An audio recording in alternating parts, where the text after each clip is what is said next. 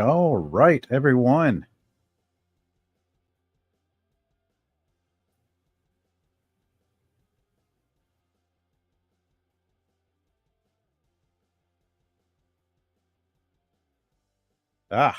Here we go. Here I am trying to figure out which button to press. Kind of got a false start there, but seem to be getting everything collected here. Welcome back, everyone. This was kind of a spur of the moment sort of thing because I attempted this just last night, but I was having some technical problems and whatnot, and I wanted to go back at it again because this is really going back to my roots, as it were. Comic books. Well, a lot of us back in the day who grew up reading comic books and whatnot probably have similar experiences.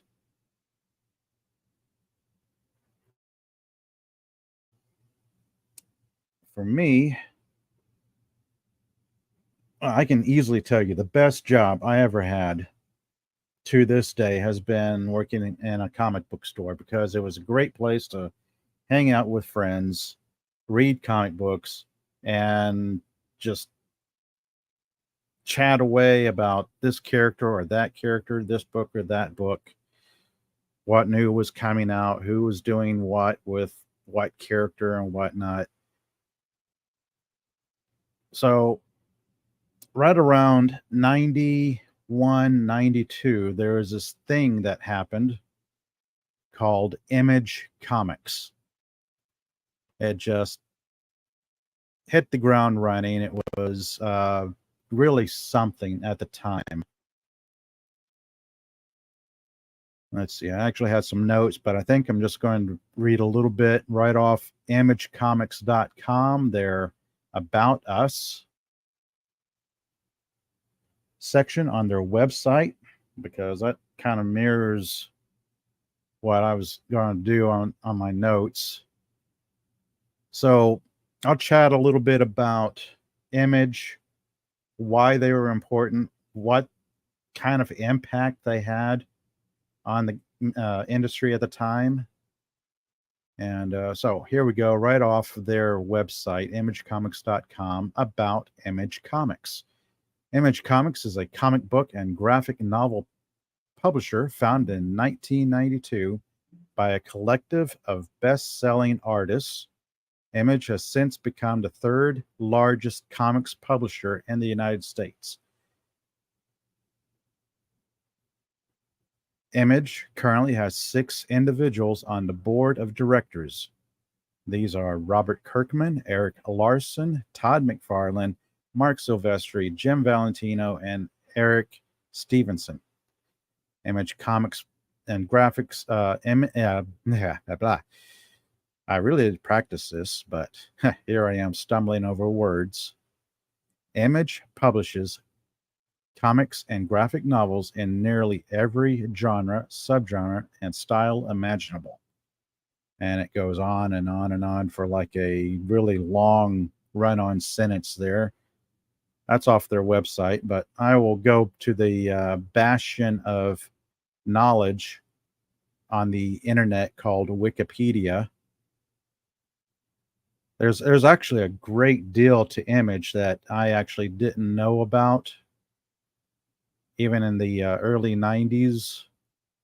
Oh, and joining in the chat, I see Zaphod Beeblebrox. Hello, Zaphod. And also Killer Rabbit from Space. No, you're not late. I'm actually just getting going here. I'm doing a second take at Image Comics because I had some technical problems last night, and I just decided to redo the whole thing and kind of dig into what I like about Image. I'll chat about the impact they had at the time. I mean, Image Comics, when they hit in, let's say 91, 92, what was big about them was that they were high profile comic book artists that pretty much quit Marvel and wherever else they were working, came together and created a company that was a venue for creator owned properties. Now, this was a big deal at the time because you could work on a particular book for like Marvel or DC, but it wouldn't be your book. It wouldn't be your character. You wouldn't have any rights to it. You're a work for hire artist working for the big two. So people got fed up with that and got into creator owned works. Notably, let's see, who are some of the big artists? Again, I'm breezing through Wikipedia here because they're just about as informative as my notes were on the matter. And the backlinks are all about the same. So, founding of Image in the early 90s, artists Todd McFarlane, Rob Liefeld, and Jim Lee broke successive modern sales records at Marvel with Spider-Man #1, X-Force #1, and X-Men #1, respectively. However, the creators became discontent. As, let's see, Rob Liefeld worried that their success actually made their positions at Marvel precarious. As he is quoted as saying in 2000, we had become too big for the system. Marvel didn't want a star system, but with Todd's, Jim's, and my books selling millions of copies. Now, that alone was a big deal in the 90s. We're talking about millions and millions of these particular books being sold. The last number I read for X-Men #1, which was a relaunch in the early 90s, that particular book sold, oh goodness, one figure I saw said 4.5 million copies. Another figure I saw said closer to 8 million copies. Now that's crazy. I mean, you compare that to figures we have today in the comics industry, and the books just aren't selling anywhere near that. They wish they could get that, but no, no, the 90s were crazy, crazy stupid for those numbers.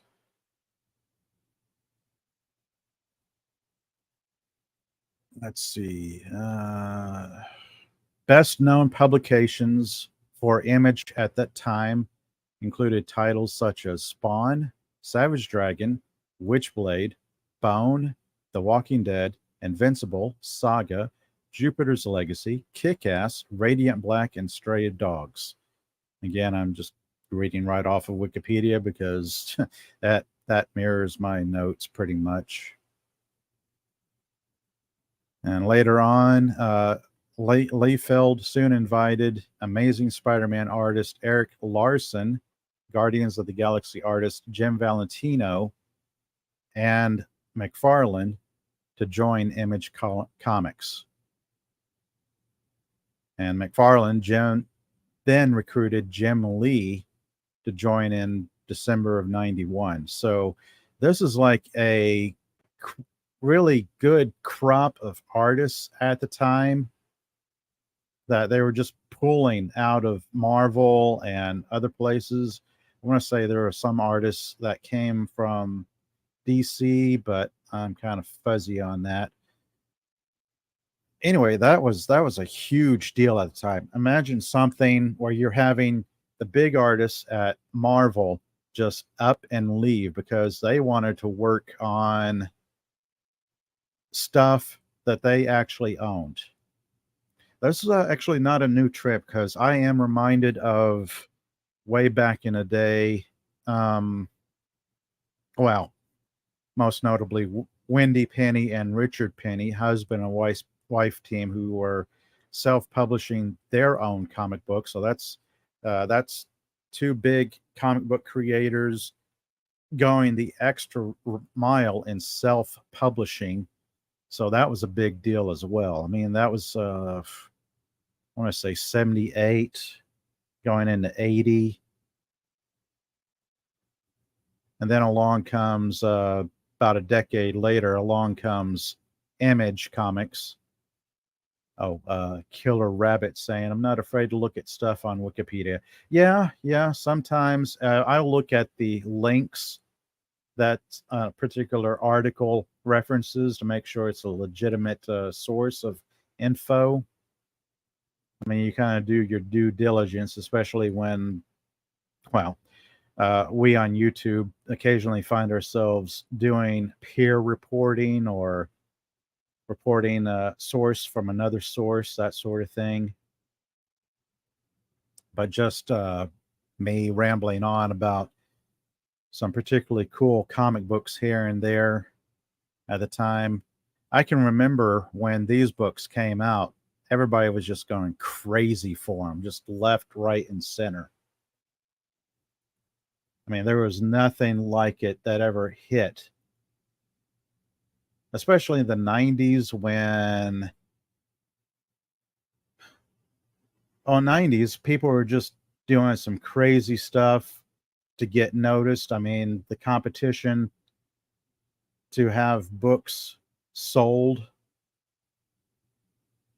You go walk into your favorite comic book store and walk down the aisles and see what caught your eye. And if there was this book that had this shiny holographic chromium embossed cover that stood out, your eye would catch that. You would stop, you would look at it, you'd pick it up off the shelf, you'd look to see what it was all about, and you'd either buy it or put it back and find something maybe more interesting or not. That's this era was just silly with that chromium covers. Valiant was really bad on that, or good, depending on your point of view. The 90s gimmick cover, that was something that came from that era as well.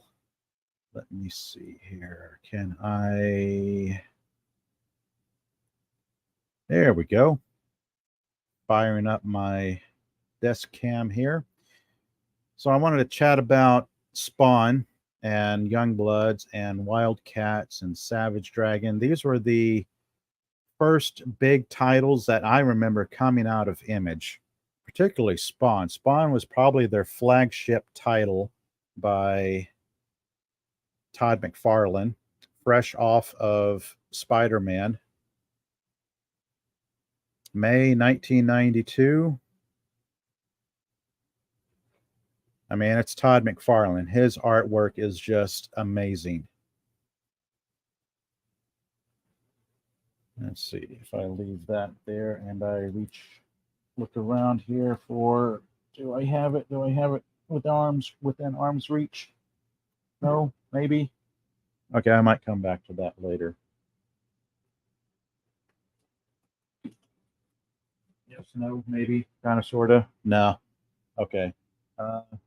No, I do not have an Amazing Spider-Man book to grab to show off what Todd McFarlane was doing at Marvel.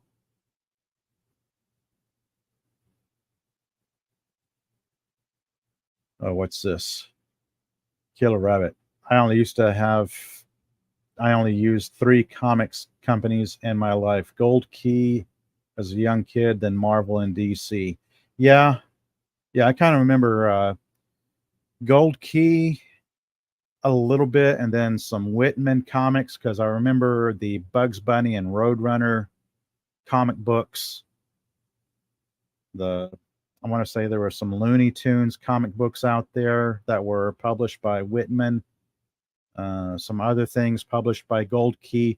Gold Key was pretty good because they had some older properties that were later picked up by Valiant, like Magnus Robot Fighter and Solar Man of the Atom. So Image was doing their thing, Marvel was doing their thing, DC was doing their thing, and then Valiant was like number 4. And while everybody was going crazy about these Image books, I was digging Valiant at the time because I just remembered everybody going on about, oh, the art. Look at the Image, the artists at Image and their artwork. Isn't it cool? Isn't it great? It's all the while I'm thinking, yeah, that's nice and all, but have you read this book by Valiant? Have you checked out this such and such by Valiant and the storyline out of that? So I'm kind of having this is Youngblood #1 by Rob Liefeld. I'm having a second look at these because I sold a gob of these back in the day, but I honestly do not. Oh, what's this doing? Oh, this is that thing. It's like, yeah, you could have this cover, or you could flip it over and have that cover. Like, ooh, yay! And of course, the book is half flippy and half not, depending on how you have it flipped over.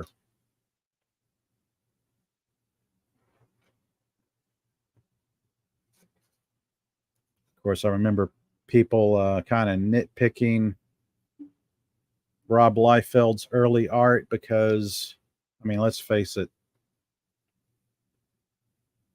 You want to talk about exaggerated anatomy. Let me move my mic out of the way here.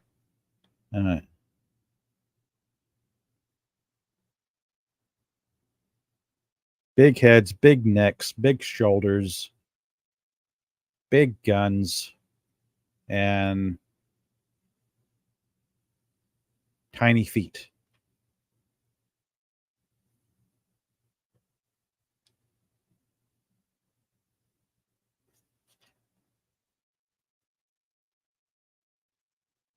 Oh yeah, it's not bad. I know I've read these. I just don't remember much about them. This is Jim Lee. This is Wildcats. This came out in, let's see, August of '92. So I seem to remember Savage Dragon and Spawn kind of hitting the shelves first. And then along came Youngblood and Wildcats as their superhero teams. Savage Dragon, I think his deal, if I remember right, was he was a cop. Yeah, there he is. Some kind of mutant, superpowered cop.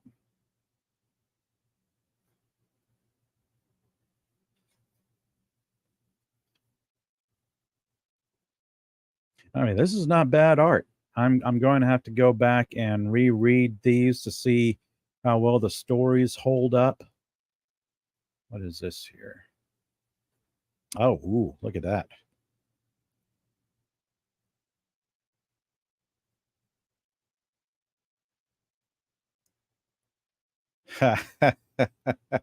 Well, you are a rabbit, a killer rabbit at that.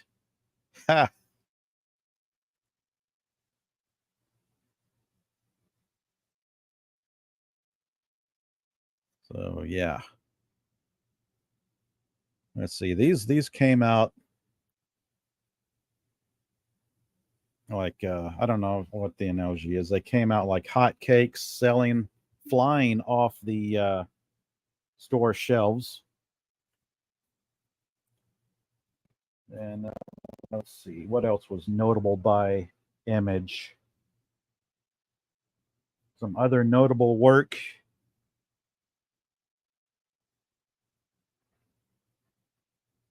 Brigade #1, again by Rob Liefeld.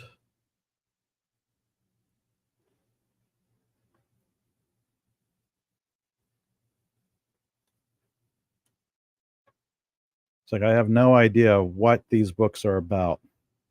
I can tell you everything about Valiant Comics and their characters, but these I just honestly don't remember.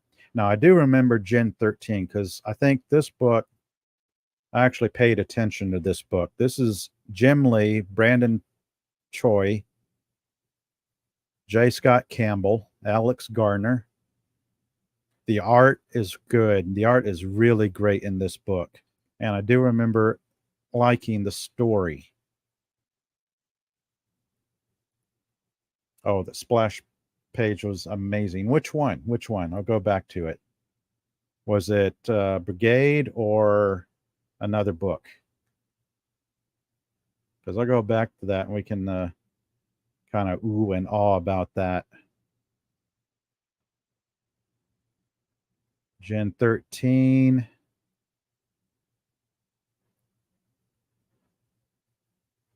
Yeah, I kind of remember enjoying Gen 13, and I've actually seen quite a few cosplays from Gen 13.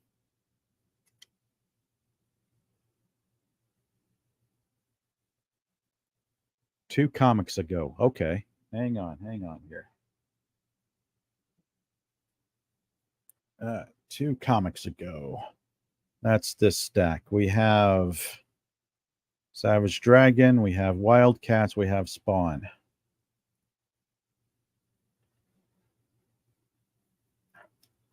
This, yeah, that is pretty cool if this is what you're talking about.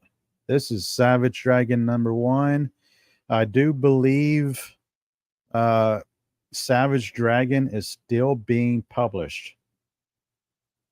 These guys are still publishing Savage Dragon nonstop. That is nothing short of amazing. Because if it was a Marvel title, it would have been rebooted like 3 or 4 times, like volume 1, volume 2, volume 3, and each new successive volume would have been its own #1 issue.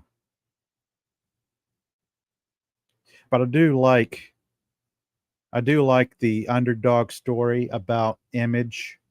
I do like how they just broke away from Marvel to do their own thing.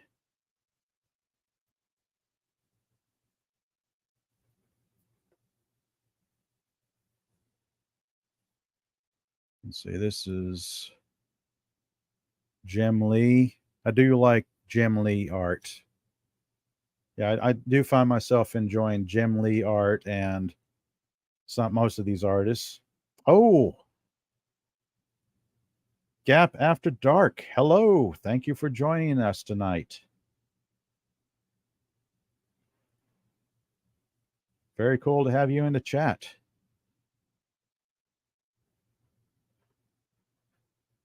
So those were I think these were like some of the flagship titles, if you want to call them that. They're like the first ones I seem to remember coming out of Image.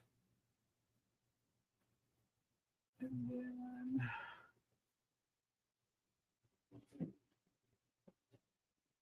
oh, here we go. Let me grab another stack of interesting books here. There we go.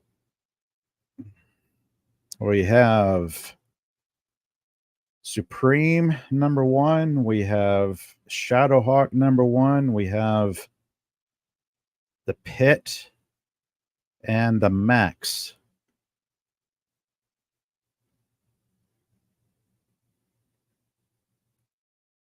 Yeah, it's all about Image. It's all about the Image books from the early 90s.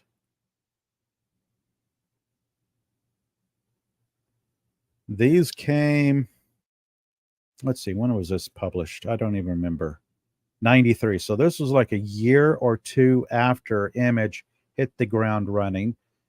We have Story, Pencils and Inks by Sam Keith. Dialogue by Bill Mesner Loebs. Finishes by Jim Sinclair. Lettering by Mike Hessler. Color by Steve Olive, Ruben Rude, and All Optics. Logo by Chance Wolf. I also want to say this was, I seem to remember an HBO animated series based on the Max, or maybe loosely based on the Max. I seem to remember it being pretty weird. About like this comic book, I may imagine. Again, I know I've read this. It's just been ages since I picked it up and read through it again.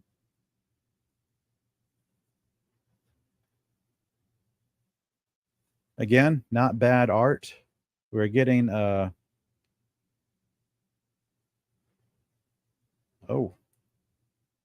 those books are pristine condition, color so vibrant. Yeah, yeah. I mean, when I was working at a comic book store at the time, I was able to really just pick them and throw them in some bags and boards and just take them home right off the shelf. This is Del Keown, The Pit. Pencils and Inks, Del Keown. Writing by Brian Houghton. Letterer, Chance Wolfe. Colorist, Joe. I have absolutely no idea how to say that name. Chiodo. Chiodo. That's probably as good as any. The Pit. Ripin' first issue. This came out. When did this come out? January of 93. So this was a couple of, again, a year or so after Image hit the ground running. Made everyone in the industry just stand up and take notice.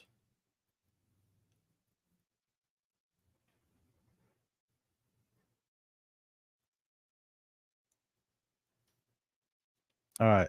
I have absolutely no idea who this artist is or what he's worked on, but I'd almost go as far as to say he used to be a artist on The Incredible Hulk. I mean, I'm just taking a wild guess because I don't know the artist's background. Either The Incredible Hulk or he did Lobo for DC.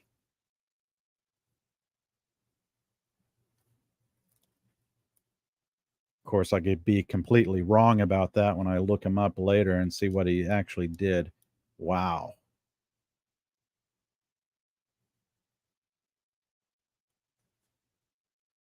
Talk about art that just pops right off the page.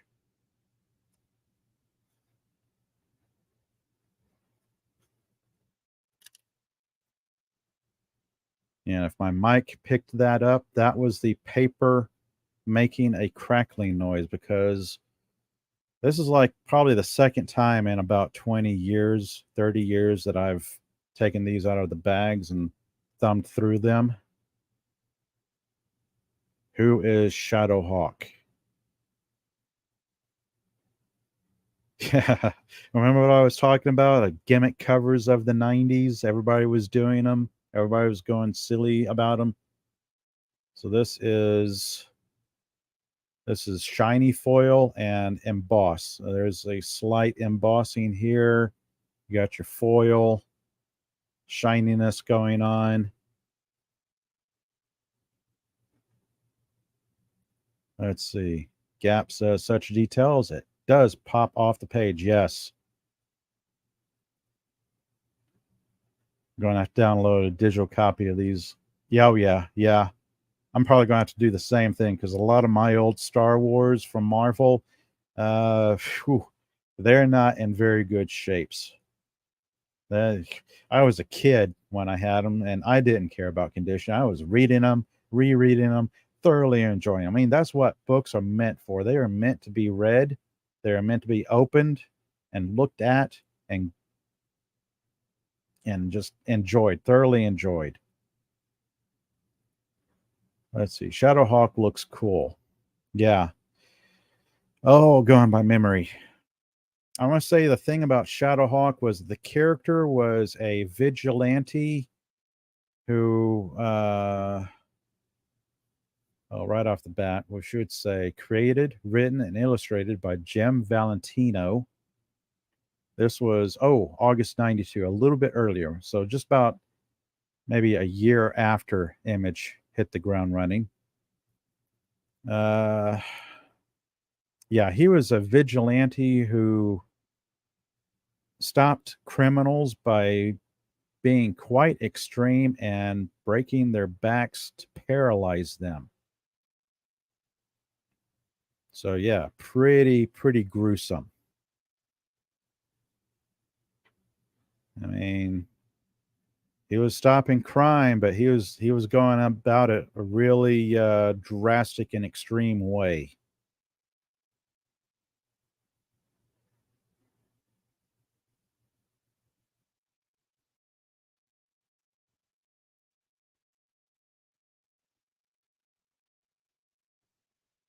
And later on, if I remember right, this character was revealed to have dying from a terminal disease. So that was kind of fueling him to go on his vigilante quest.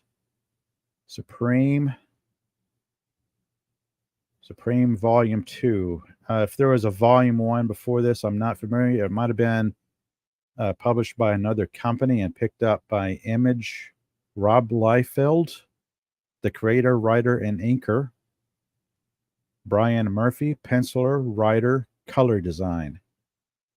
So this, right off the bat, looks like Image's version of Superman.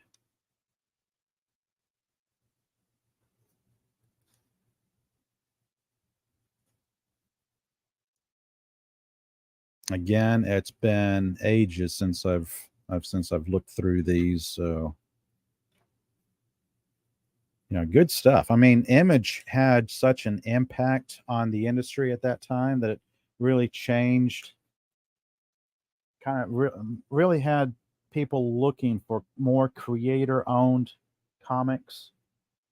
The indie market flourished.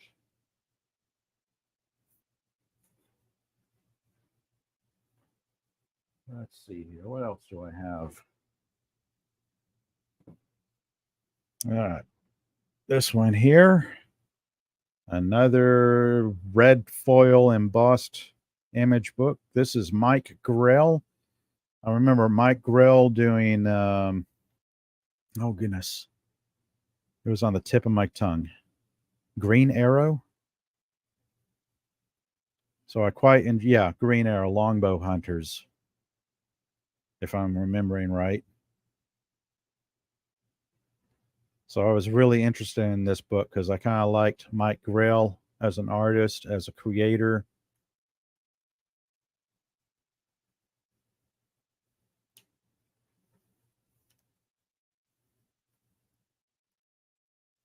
Again, great artwork.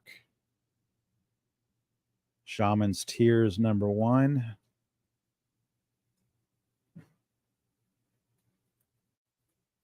All right, let's see what else do I have here.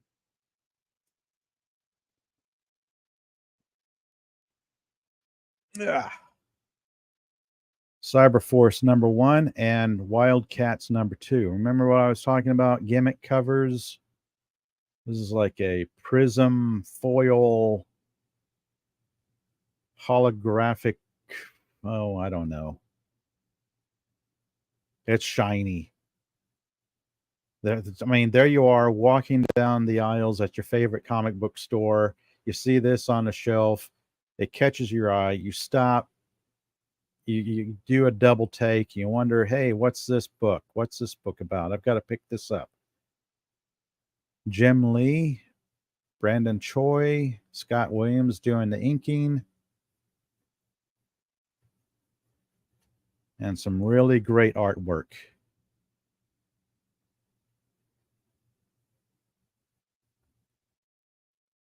When you talk about superhero teams, everybody knows X-Men, X-Force, Fantastic Four, so on, so on. So yeah, Image and Valiant also had their superhero teams and their Superman-like single solo character.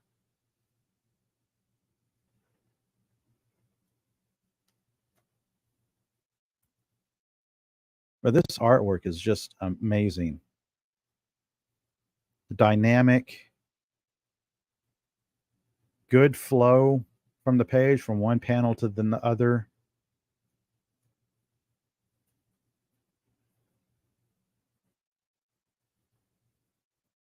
Cyberforce #1.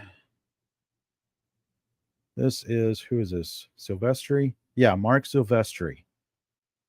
Plot pencils, Silvestri, Eric Silvestri. Plot pencils, Scott Williams doing the inking.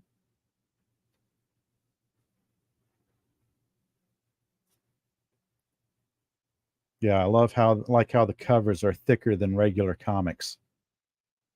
Yeah, I mean that's a thing about some of these books.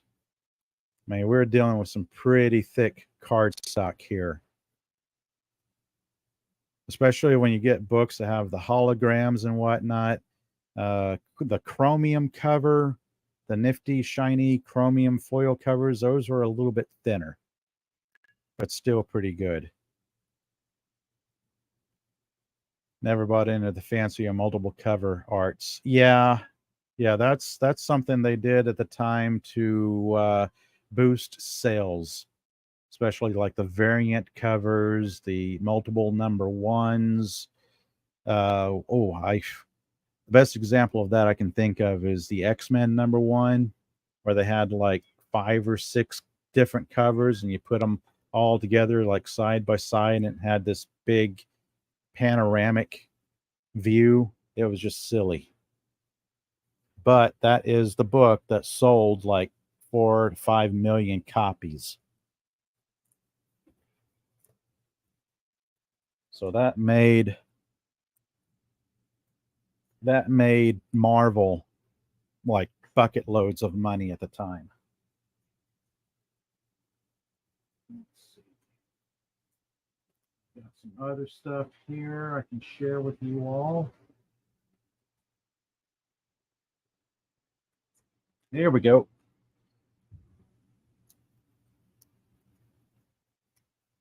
That's empty bag and board.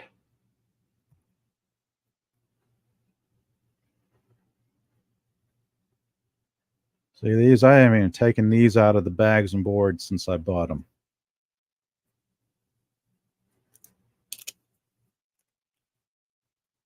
I'm going to rebag and board these anyway, so I might as well take them all out and get them ready for new bags, new boards.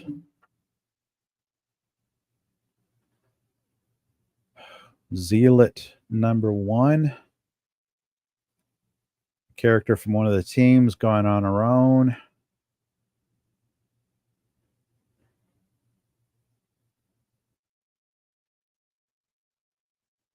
Printed in Canada.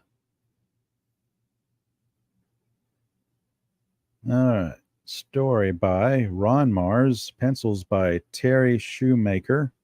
Inks by John Holdridge.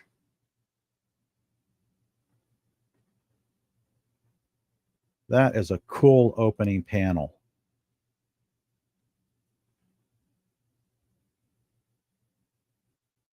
So yeah, I'm getting Wonder Woman vibes off this.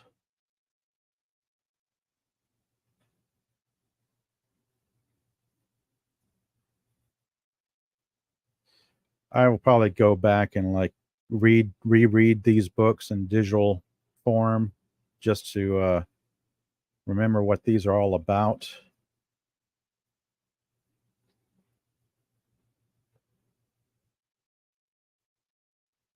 This is Wetworks, another superhero team by Image. Wetworks #1, Wetworks #2, and 3. People are going crazy about this particular cover back in the day. Let me see. Should I open this one up? I'll open this one up. I'll open up #1 to share with you all.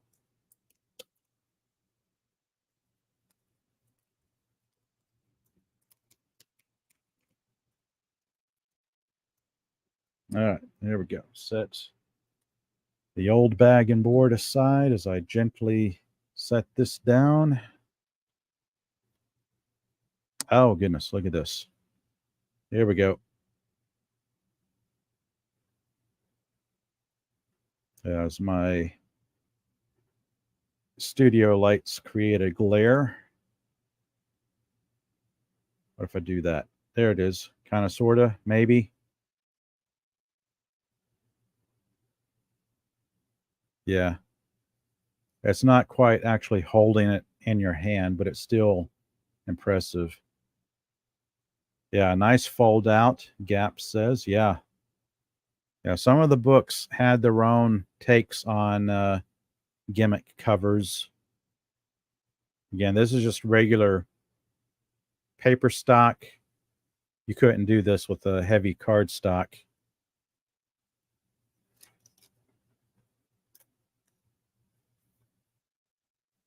Oh, I like this art. This is pretty nice. Wetworks was, oh goodness, I kind of forgot what they were about, like a government team doing assassination work or something of that sort. I'm going to set these aside and dig through what else I have here.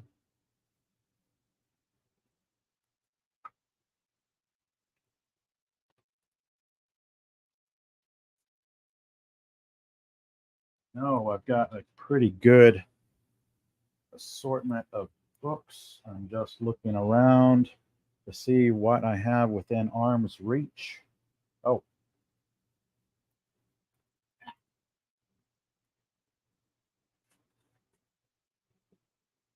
uh,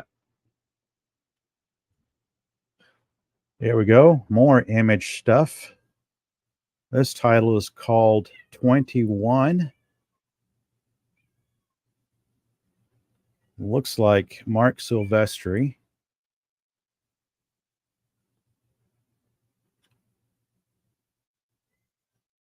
If that's his signature, he did the cover art. Let me open it up to see who was what here. Let's see.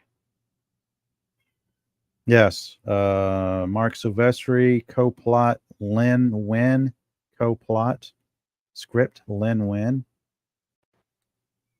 penciling by Billy Tan Mung Koi, colors by Ashby Manson. Pretty good artwork all the way around.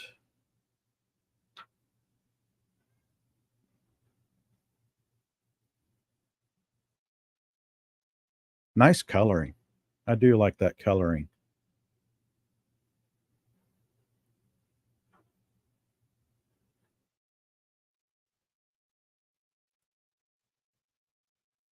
Yeah, yeah. I'm kind of a pack rat. I still have a lot of long boxes in my own collection. I think I have more, but I'm just gonna have to look for them. And I kind of like having stuff from a period of time in my life that I actually enjoyed.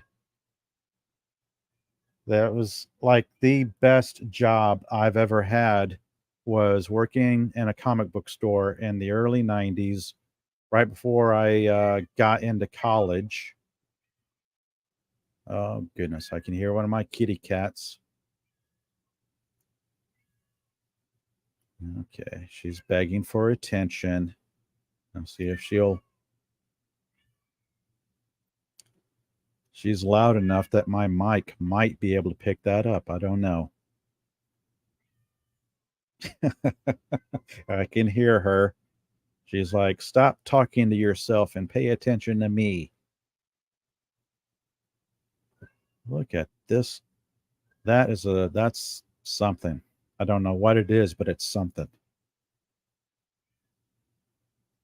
Yeah, one of the best jobs I had was working in a comic book store, hanging out with friends, just shooting the breeze, talking about who could beat Superman and who couldn't beat Superman, who would win in a fight, this character or that character, watching movies in the shop, hanging out, just great times, great times.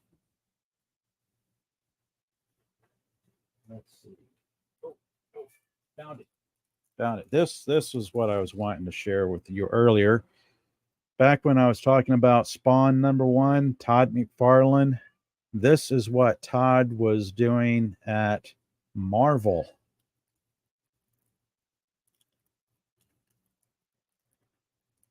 This is, yeah, at one time you could like pick these up at like, I don't know, Walmart, Toys R Us, places like that. Sometimes the plastic you can see is kind of splitting here, but this is a 5-issue Torment storyline, Spider-Man #1 through 5, sealed with its little doodad. Yeah, this shows how much the plastic wrap shrinks.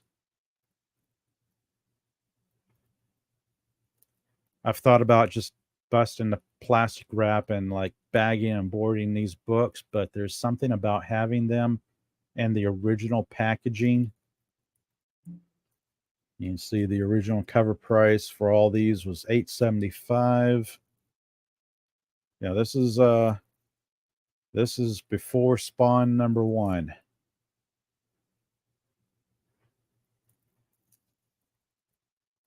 Todd McFarlane. I'm going to set that gently aside before I'm going to have to like find a big bag and board to cover that with.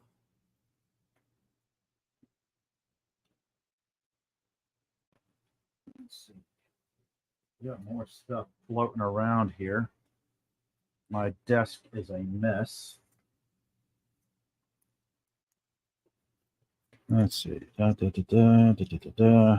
that. Not that. Not that either.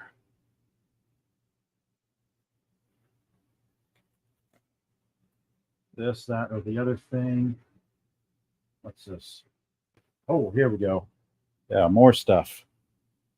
More stuff I can share with you all.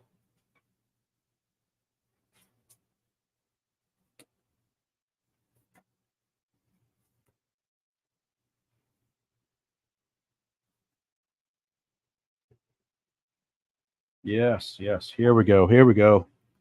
Let's see.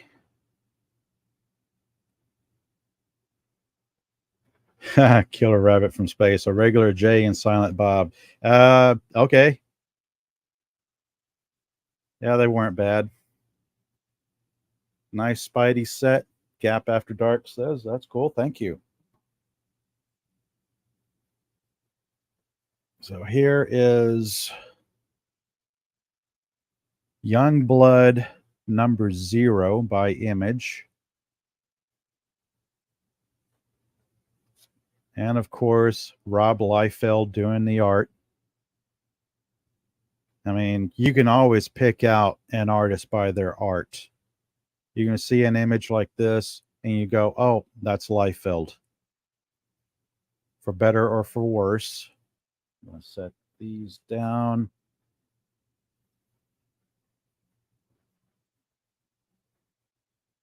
Nice action pose as I don't know what they're doing. They're either flying or they've jumped out of one of these helicopters here. I have no idea what it's going on except that it's really dynamic.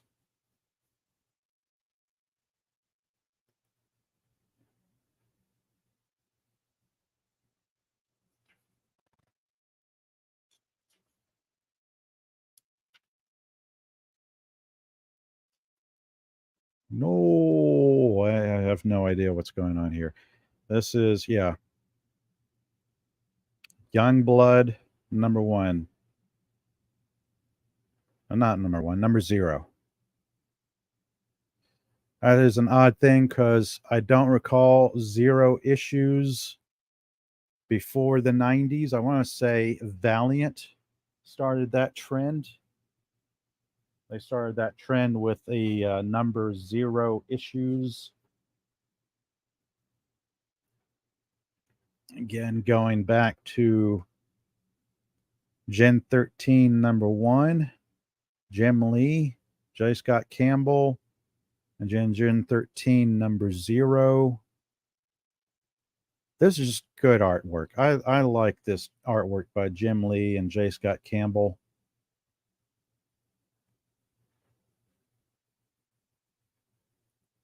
Let's see. Splash pages are some of my favorite comic art. Yeah, I mean, just so much going on in one page.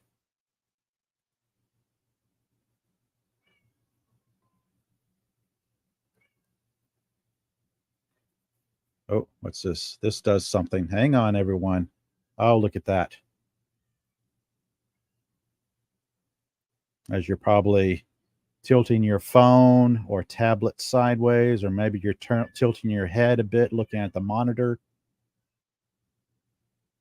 That is pretty cool.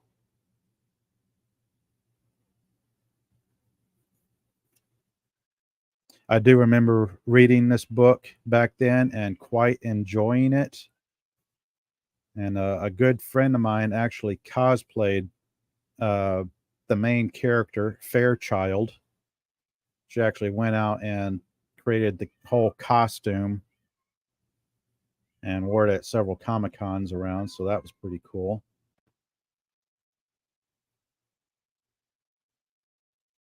All right. Oh, goodness. Talking about gimmick covers, this is another one of them. This is Bloodstrike #1. Creator, plot, layouts, Rob Liefeld. Pencils by Dan Fraga. Script by Eric Stevenson. Inks by Danny Mickey. And if I recall right, the gimmick about this cover is that it glowed in the dark or some such thing. These little red splotches were like supposed to be blood splotches. I don't know if that did, but I think those do. Uh, so I have no way of demonstrating that. Yeah, gimmick cover, rub the blood, and it's supposed to, I think, glow in the dark or some such silliness. Let's see, what else do I have here? Oh, yes. Trencher #1, a completely different art style by artist Keith Giffen. Created, written, drawn by Keith Giffen.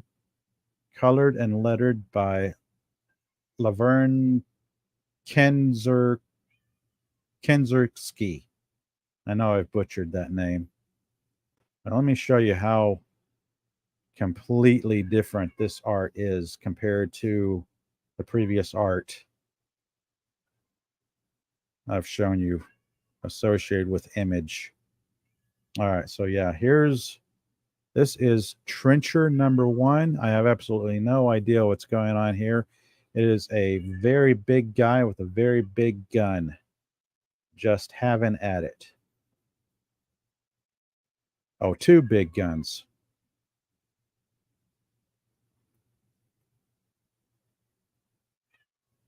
So yeah, you can kind of see this style of artwork is like a departure, to say the least, from all the other artists associated with Image. It's not bad. It really makes me think of Lobo from DC. That style, kind of irreverent.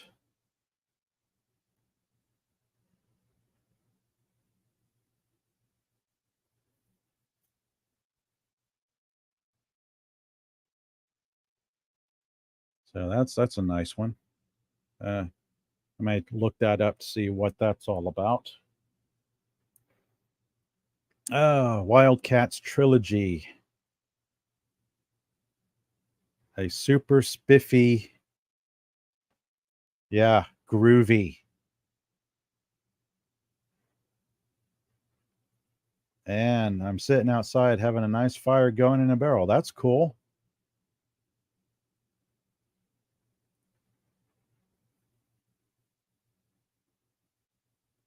Here we go. Shiny foil cover. Not chromium, but nice foil cover. This is one of the better ones I've seen. Wildcats Trilogy. Again, Brandon Choi, Daffod Wynn story, Jay Lee art. So this is we're going to see some really interesting art here by Jay Lee.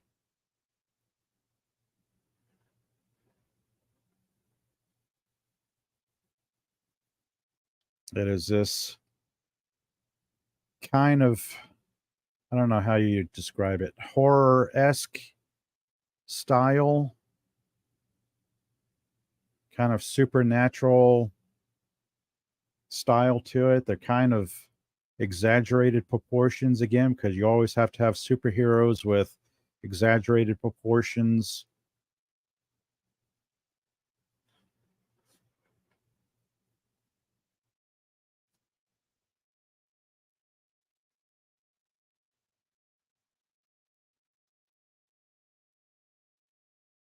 I'm liking these panel layouts. There's Fairchild from Gen 13.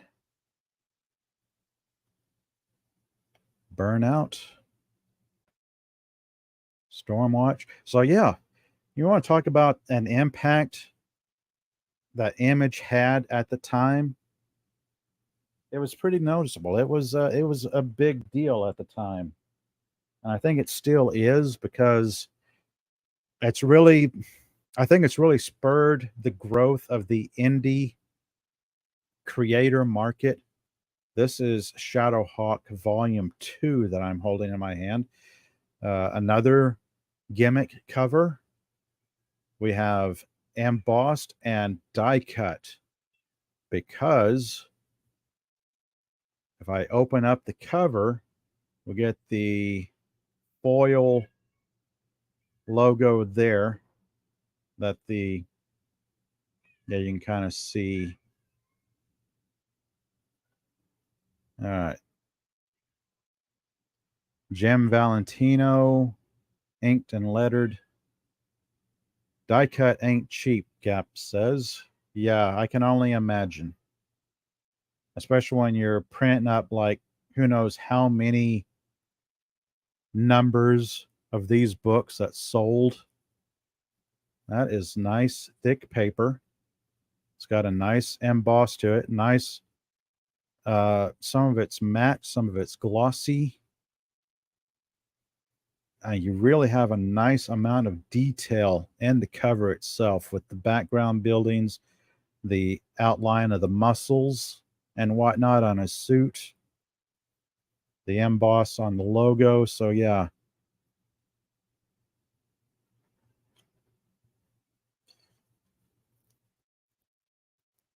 Again, pretty good art for could I say it was Jim Valentino?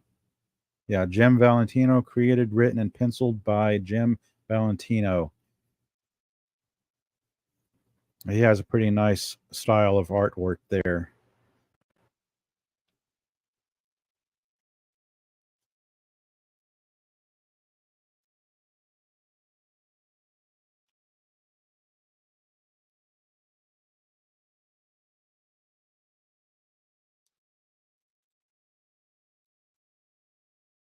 Look at it.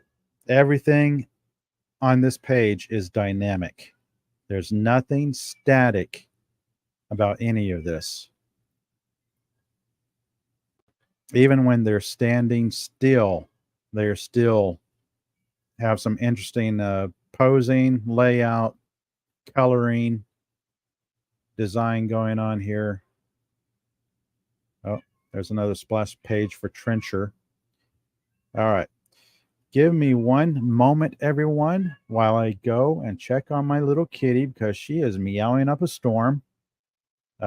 She is a kitty that was dumped on my property and has separation anxiety. So I will be back in one moment. Sorry to have to do this, but she is meowing up a storm and I need to check on her. So be back in one moment.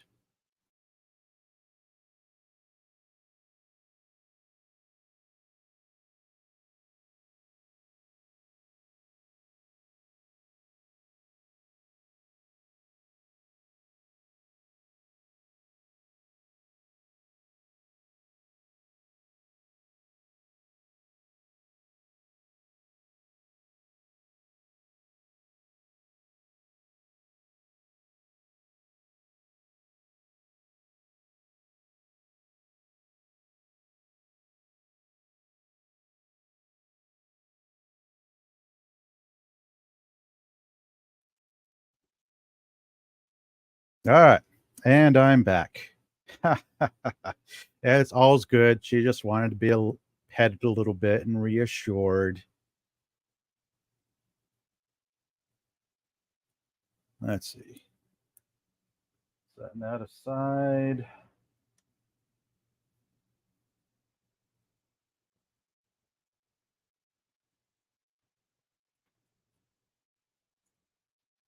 What else do I have here?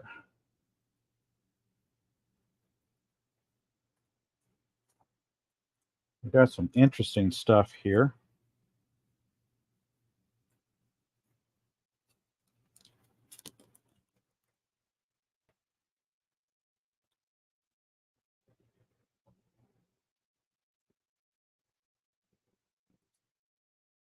Ah, that's good. Thank you. Yep. Oh yeah, I've got four now. Plus, the neighborhood kitties seem to find my front doorstep, especially when they come up to me and begging for food. So, I live out in the country, and we've got a lot of feral or neighborhood cats that like to just roam around and do their own thing. All right. Image Wildstorm Rarities.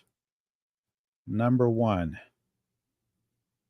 This is a wraparound cover that I've never actually opened this book. So, first time opening the book. If I was like a collector concerned about its value, I wouldn't be opening it. But I believe comics are meant to be read, opened, read, and enjoyed. I don't have any that are slabbed or enshrined in thick mylar. Well, I might have a few that are enshrined in like thick mylar and acid free boards and whatnot. This is a story, Mark Wade, art by Matt Brom and Chuck Gibson.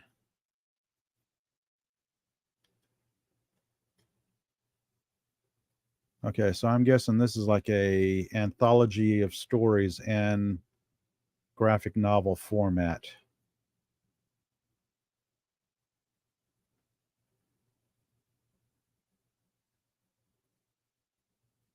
So yeah, lots of characters running around doing stuff.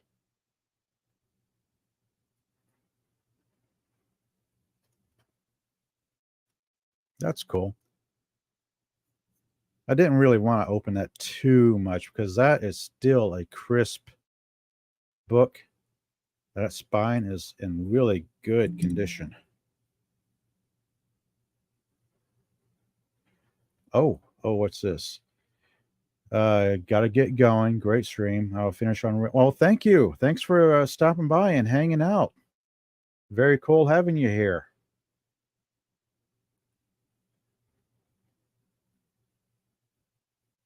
Let's see. How long have I been rambling on here? A little low, almost hour and 15 minutes or so. Yeah, I won't go too much further. Let's see. Well, I can't really go a stream without mentioning Valiant, being how much I enjoyed Valiant comics and their storylines and their characters. So I'm going to mention the Deathmate series that was a crossover between Valiant and Image. And yes, they got silly with it. And it's like there's Deathmate Silver, here's Deathmate Yellow, Deathmate Blue, Deathmate Red, Deathmate Black, and another Deathmate Silver. And I could almost say that there was something like a Deathmate Pink and I don't know what else. It's like a storyline where the two universes crossed over between uh, Void from Image and let's see, what do we have here? Where did it start off with? It started off with ah, yes, here it is. Solar, Man of the Atom, getting bored in his universe or his reality. So he like jumps his reality and crosses the void and finds the Image universe. And of course, the characters get caught up in stuff and have to do daring do and death defying tasks and so on and so on. So yeah, this was supposed to be a big crossover at the time between Valiant and Image, but from what I remember, trying to remember, it was kind of killed in the execution because they took their time getting to it, dragging it out, and then people kind of lost interest in it. So yeah, we have prologue. This says prologue, and this says epilogue. So this is the beginning of it all and the ending of it all. And between these two, we have all this. Like Deathmate Black was supposed to have been a big, big deal at the time, and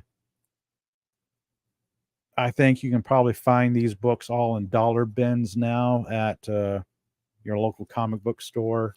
Some of them might be in the $5 or $10 bin. I don't know. Some of them might even bundle them all together for a nice set for those who still collect these books.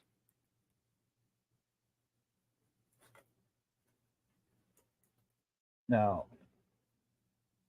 collectability, that is probably another thing about these books. Like, sadly, they didn't stand the test of time. And what I remember about these books, they came, they went. People oohed and awed about them, going all crazy about them. Let's see, grabbing another handful here gently. I mean, these are, what could I say about them? They're good books, great artwork. I'm sure the stories will hold up once I start rereading them, but they are products of their time, products of their era.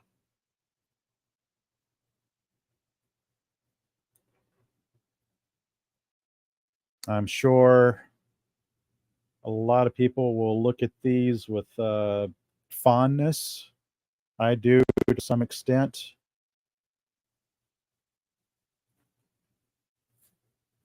It's just thinking back at the impact they had at the time and the impact they have today. Because, like I said, these books by these creators who went out on their own, had the gumption, had the chutzpah, or what have you, to just go out, do their own thing, inspired, oh, who knows how many comic potential comic book artists just do their own things, spurring the comic book industry, notably the indie comic book industry. Today we have two big comic book artists out there with Eric July and the Rippaverse doing an amazing feat. We have Ethan Van Sciver killing it with his Cyber Frog characters. And if you want to trace back those indie movements to these books, you can say these books spurred future comic book artists, kids who are around in the 90s wanting to be the next Jim Lee or Jay Lee or Valentino, Todd McFarlane, what have you. They were all inspired by these books. There are only one or two comic book stores where I live. Yeah, sadly, it is going the way of mall culture.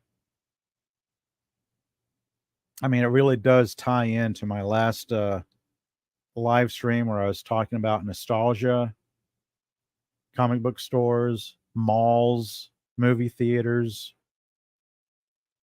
It's a bit of our childhood and young adulthood that is sadly going away.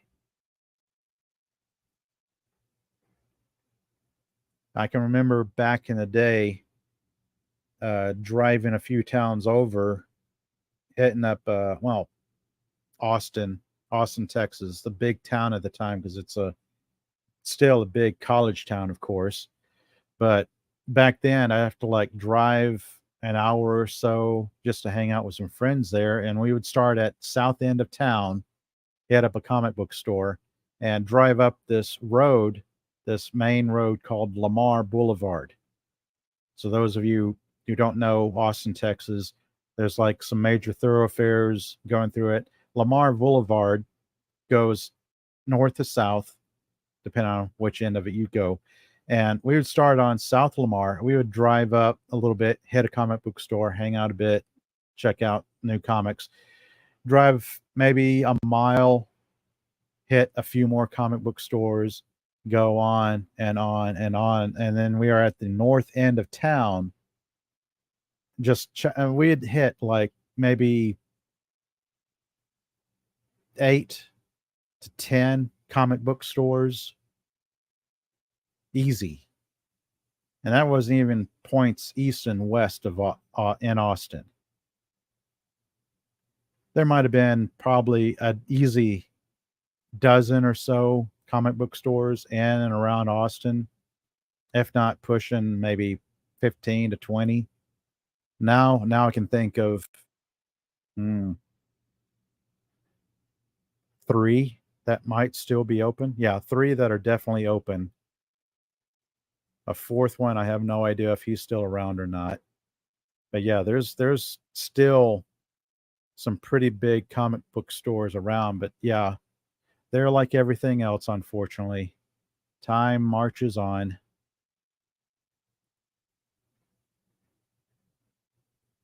Yeah, yeah, I remember that as well. Either either the local drugstore or going to a local supermarket. They had the spinner rack. Some supermarkets would have the magazine stand that just had some kiddie comic books on it as well. And it's like that's actually where I picked up my complete run of Atari Force from DC. Was a going with my mom to a local grocery store. Like we'd go there a few times a month, and once a month they would have new comic books out, and that's where I'd pick up a few new books here and there. Yeah, those were the days. Those were something else. Brings back memories going down nostalgia lane once again. I was wanting to touch on it again tonight by going over some old image books and kind of discussing about what they did to the industry at the time, the impact and influence they had on the industry. So it was great, a great period of time way back when. And I do believe I'm going to end it here. I'm pushing the 1 hour 30 mark, like 125 mark. So I've rambled on enough here. It's been fun. I want to thank you all for joining me. Let's see who all's joined me in chat. Well, Zaphod Beeblebrox, the first to show up, followed by Killer Rabbit from Space. Gap After Dark showed up and hung out. I want to thank you all for hanging out, chatting, and anybody that's been lurking around. checking my streams out, thank you so much. Please hit that like button, subscribe, and share. That does seem to help on the YouTube and algorithm. Thank you. Thank you for hanging out here. So it has been fun, everyone. Let me see.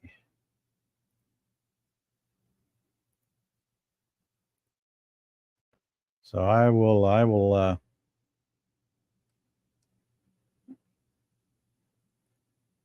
if I can hit all these buttons right and go out with the music playing.